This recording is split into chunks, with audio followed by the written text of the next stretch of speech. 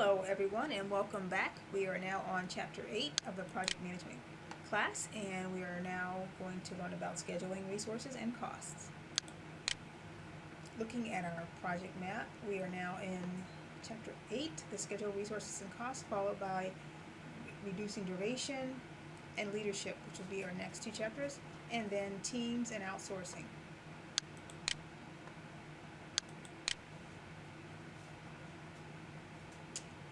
Resources and priorities. Project network times are not a schedule until resources have been assigned.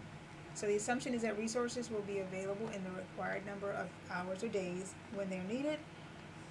Adding new projects requires making realistic judgments of resource availability and project durations. So right now you've been thinking about how long does it take to complete a task, and now you need to start thinking about, for your team projects, how many people you actually need, and when do those people need to be scheduled if they're working on other tasks. Cost estimates are not a budget until they have been time phased.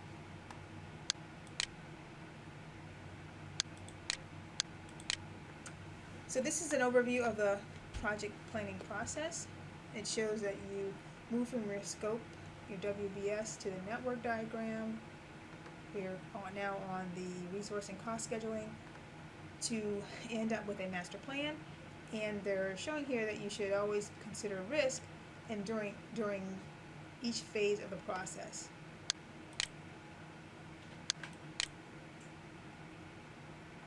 So introducing the concept of resource smoothing.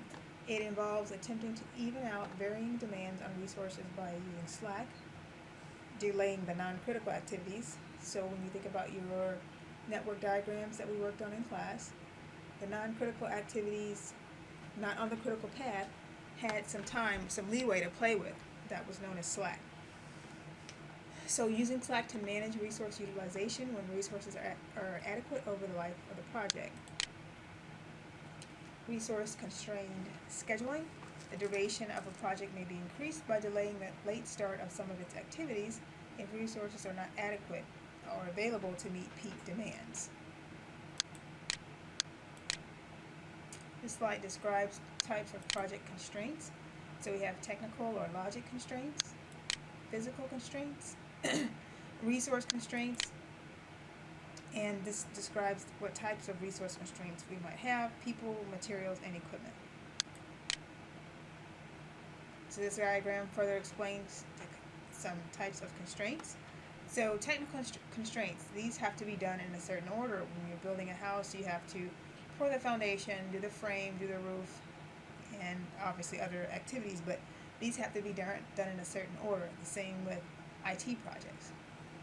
Regarding resource constraints, depending on who you have to do the activities, these things can be done at the same time. Planning has to be done first. So it depends on how things are ordered, what are your dependencies, and the way you do your activities.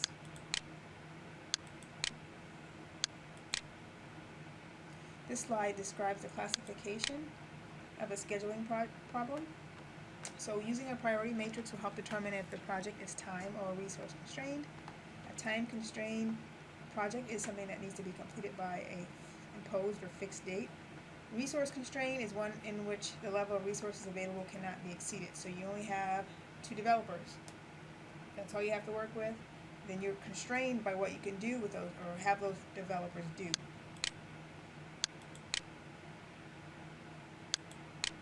Some resource allocation methods. First topic, limiting assumptions. Splitting activities is not allowed. Once an activity starts, it is carried on to completion, so you can't start half of it, go do something else, and finish it. The level of resources used for an activity cannot be changed. Risk assumptions.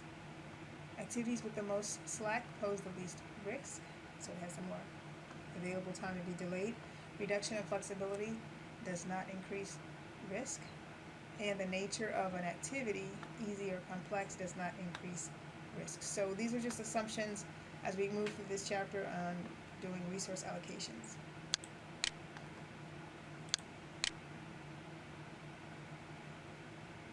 So once again, time-constrained projects must be completed by an imposed date. They require use of leveling techniques that focus on balancing or smoothing resource demands. They use positive slack, delaying non-critical activities, to manage resource utilization over the duration of the project.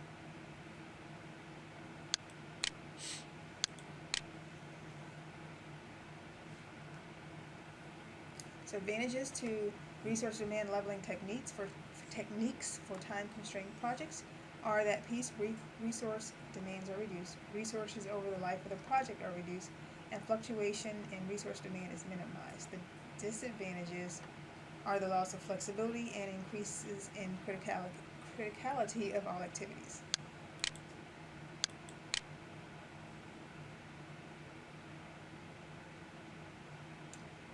Resource-constrained projects again are projects in which the resources are limited in quantity or availability. Activities are scheduled using heuristics, rules of thumb that focus on minimum slack, smallest or least duration, lowest activity identification number. The parallel method is used to apply heuristics. It is an iterative process starting at the first time period of the project and scheduling period by period the start of any activities using the 3 priority rules above.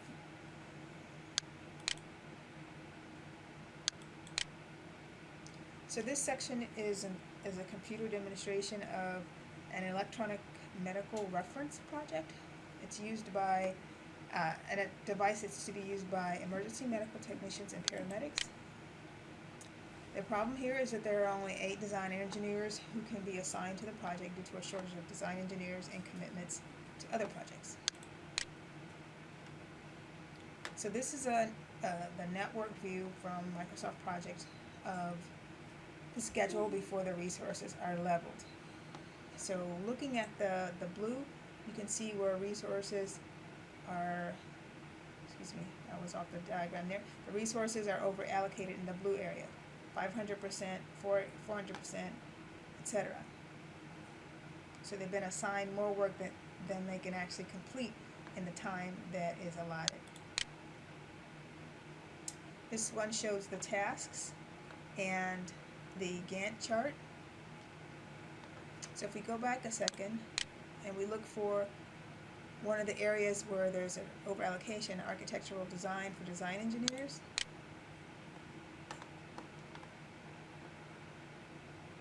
And so this is this is a critical task in the blue according to this chart.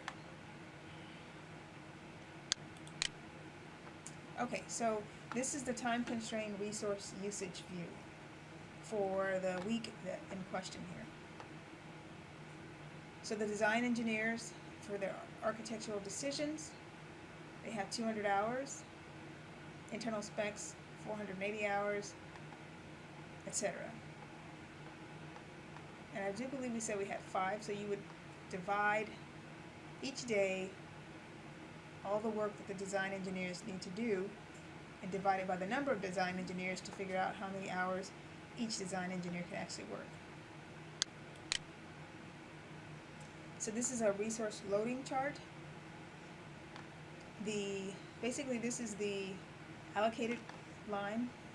If you see the dark line there, that's kind of the maximum that they should be working, and then all the blue is the over allocated portion.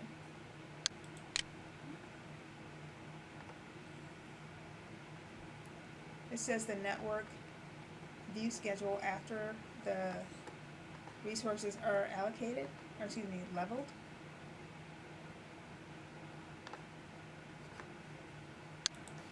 And what you'll see is there are some date changes in the network diagram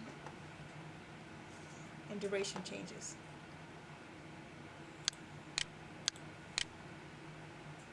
So now this is a view of the Gantt chart after the resources are leveled, and you can see that there were changes. I scroll back up.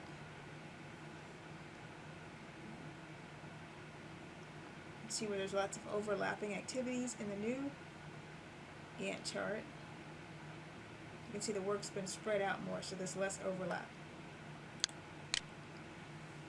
The impacts of resource-constrained scheduling. It reduces delay, but also reduces flexibility. It often increases the criticality of events. In our last last slide, you can see that the critical path, there are more tasks on the critical path at that point. It increases scheduling complexity, can break up the sequence of events, and may cause parallel activities to become sequential. Splitting, a scheduling technique for creating a better project schedule and or increased resource utilization. It involves interrupting work on an activity to employ the resource on another activity, then return to the resource to finish the interrupted work. So earlier we talked about not actually doing it, but this is a technique now that you can apply. It's feasible when startup and shutdown costs are low, and also, of course, if it's a task that you can actually start and leave it and come back to it later. And it's considered the major reason why projects fail to meet the schedule. So this shows an activity duration as a box without splitting. Activity duration split into 3 segments. And then activity A shuts down, activity B starts up, activity B shuts down, activity C starts up. Scheduling resources benefits are, there are some cost-time trade-offs, some changes in priorities. It says it leaves time for consideration of reasonable alternatives. Provides information for time-phased work package budgets to assess impact of unforeseen events. So more about risk, and assess the amount of flexibility in available resources. For your team project, your project schedule should use the techniques from this chapter. We will do an exercise in class together to give you some practice, and then you'll be able to work in your teams to update your schedule as necessary. So your assignment was to have this prepared and to present it, and so we'll do some updates if necessary. Thank you for your attention.